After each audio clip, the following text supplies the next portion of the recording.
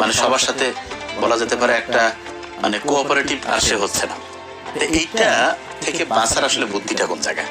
দেখেন, আমাদের যে ফ্যামিলি বন্ডিংটা এটা নষ্ট হয়েছে যেই কারণে, এইটা তার পিছনের কারণ। আপনি বাচ্চাকে কার্টুন কেন দেন আপনি তো জানেন, কারণ আপনি একটা কাজ করবেন, ওই সময় বাচ্চা এসে আপনার সাথে একটু থাকতেছে।